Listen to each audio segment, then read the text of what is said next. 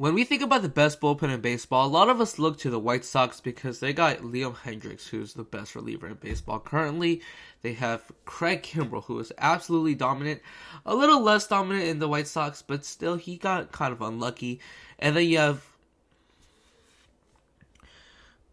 Kendall Graveman.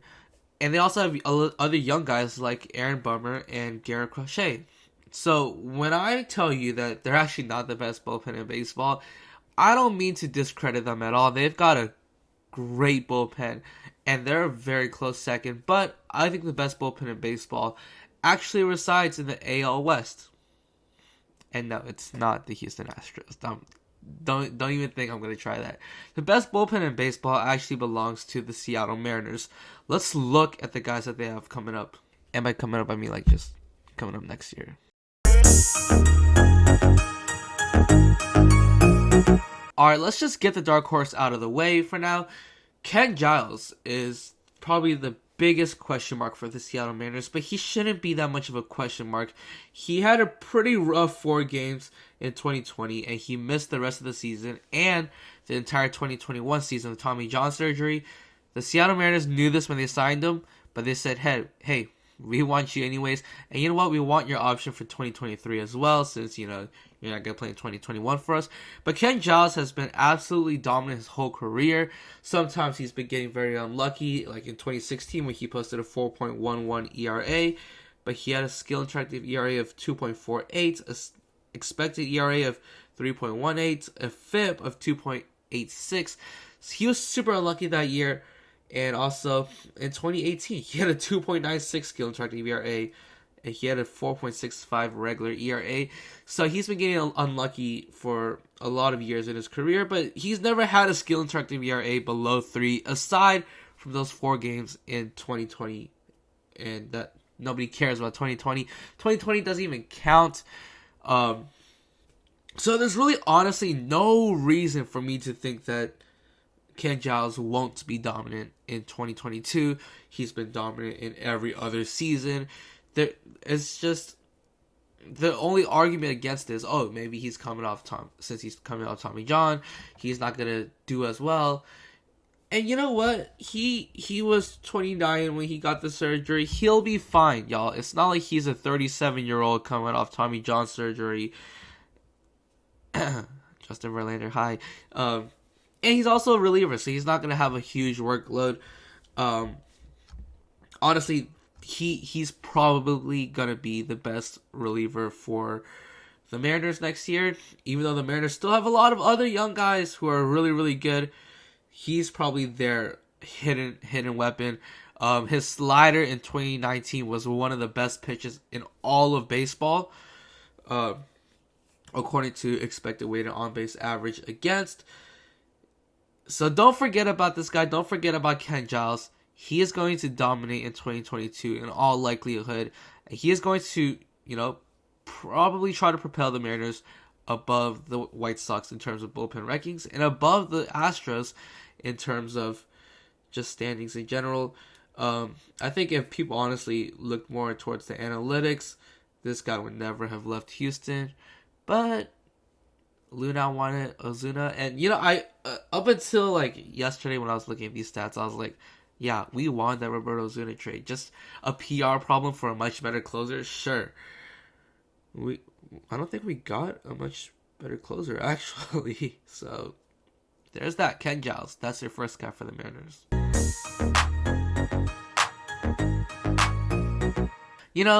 A lot of people look at the New York Mets as the laughingstock of the league.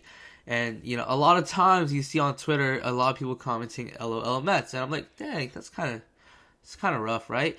And a lot of times you want to go ahead and defend the Mets and hey, they're not that bad. They were first place for a majority of the season.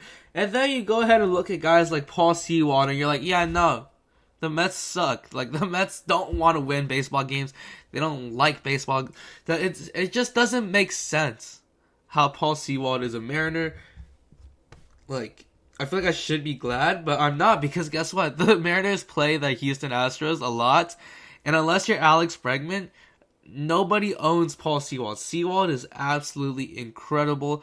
He's just I mean, just looking at the numbers, a 3.06 ERA is good as is. But then you look at the peripherals and you're like, oh, he has a 2.48 skill attractive ERA. That's insane. A 2.87 ERA, expected ERA, a 3.08 FIP. And then you look at his strikeout percentage. He was in the 99th percentile in strikeout percentages. So how did this guy just... I don't know. Finding out that he was from the Mets, I was like, okay, he was probably traded for Edwin Diaz. You know, that happens when you get a guy like Edwin Diaz. You gotta give prospects, and they're just gonna grow up and be great. Like, that's just what happens. But no, that was Jared Kelenic. For Paul Sewald, he just got straight up, like, I think he was non-tendered, and then the Mariners picked him up. And the year right after the Mariners picked him up, he was like, yeah, I'm just gonna be one of baseball's best relievers now. So sorry about that. Like, you can't look at this and be like, yeah, the Mets screwed up. Or no, you can't look at this and not go, the Mets screwed up huge here. I mean, he wasn't elite with the Mets. His skill attractive ERA kind of toggled around 3.8 during his span with the Mets, except for 2020. But I don't know. It's really fishy and suspicious when a guy just leaves your team, and then right after he leaves your team, he just pops off and becomes one of baseball's best relievers. That more so just says that the Mets don't have a training staff. Like, they're not good at coaching. They're not good at managing their players. And that's not even like a bad like assessment, to be honest. You look at Jacob deGrom. How do you even let the best pitcher in baseball get injured the whole year in a year that you're going all in to win? The Mets screwed up here. Another amazing addition for the Seattle Mariners. If you need a strikeout, Paul Sewald is your guy. If you need a fly ball or something, I don't know. His ground ball percentage is not very high, but that happens when your strikeout percentage is insanely high. So again, another elite guy with the Mariners that the Astros are going to have to deal with, and the Mets just gave away out of nowhere. It's a really bad look for the Mets.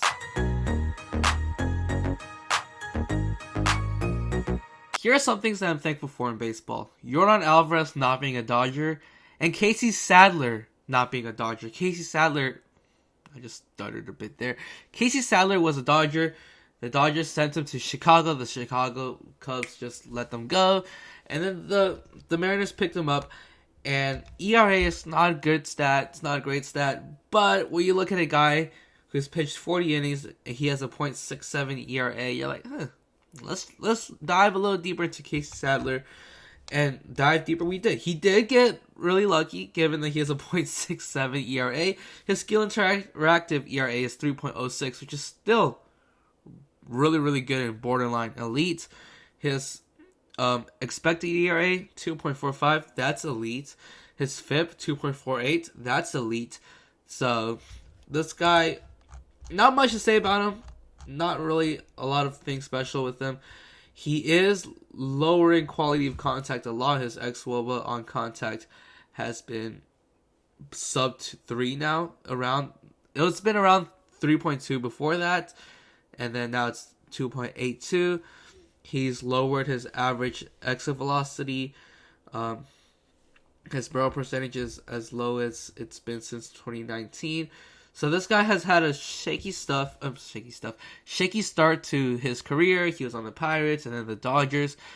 And just, I'm so glad that he's not pumping a .67 ERA with the Los Angeles Dodgers right now. Another guy to put up in the shelf of elite pitchers for the Seattle Mariners. Again, none of these guys are as good as Liam Hendricks, but some of them are very close. Like, I think Ken Giles is pretty darn close. And then now we're starting to build a quantity of elite pitchers for the Mariners, while the White Sox more so top heavy. They have a couple of like really bad pitchers. The Mariners are just next pitcher.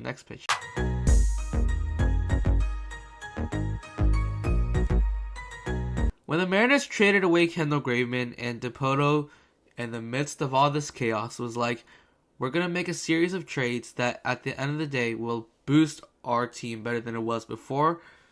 He wasn't kidding. He got Diego Castillo, who's been absolutely dominant, top 90th percentile in xWOBA, expected ERA, expected batting average, expected slugging, K rate, chase rate, whiff percentage is at 88, but that's close to 90.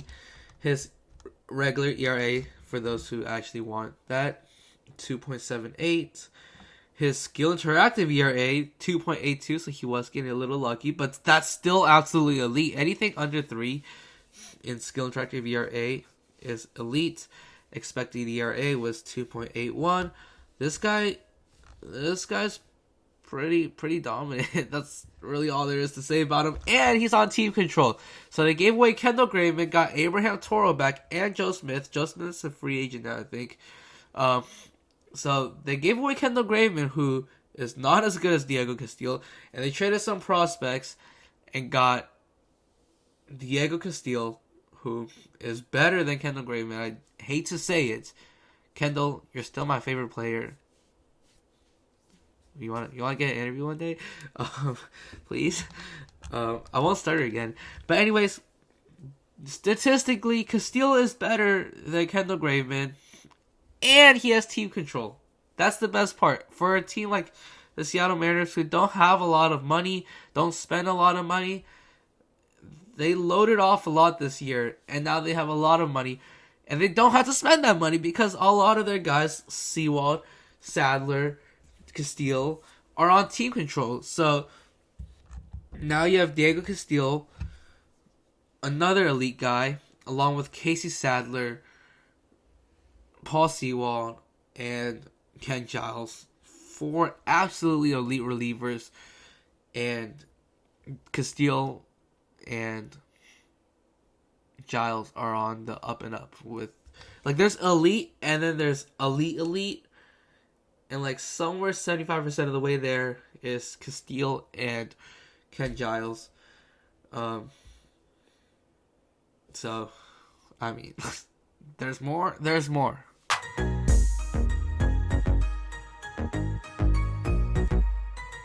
Because I can, and because I'm lazy, I'm going to combine... Is it the last 3? Is there more? Oh yeah, there's one more.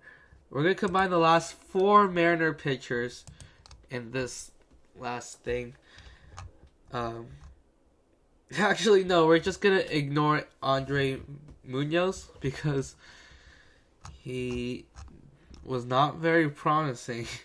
I mean, he's pretty good. In 2019, he had a 3.72 skill interactive ERA, 3.88. Not bad. Not elite at all. Not... So a little bit... 4.2 is like the league average, but I'm just going to put that as like below league average because I just have a higher standard for them. So, Steckenrider as well, Drew Steckenrider, Anthony Misevich, and Eric Swanson. All these guys... Swanson is upper 3s in skill interactive ERA, lower 3s in expected ERA. Steckenrider upper 3s in skill interactive ERA, near mid 3s in expected ERA. If you want to look at regular ERA, 2.00 for Steckenrider, 3.31 for Eric Swanson. Anthony Misevich, upper 3s again, and lower 4s for expected ERA. So these guys are not great, right? But none of them, except for Andre Munoz, who played one game, and had a 13.09 skill interactive ERA in that one game. Ignoring Munoz because he only played one game last year, none of these guys have a sub-4 skill interactive ERA. So you basically have a whole bullpen full of league average and above players, and then you have 5 elite pitchers in Sadler, Sewald, Castillo, Giles. I'm missing one. Sewald, Castillo, Sadler, Giles. Oh no, that's it. You have four elite. You have four elite pitchers, and you have three solid and above guys, and then you have Andre Munoz. We're gonna ignore Andre Munoz. He has a 0 ERA, okay. But then you look at the White Sox. So let's.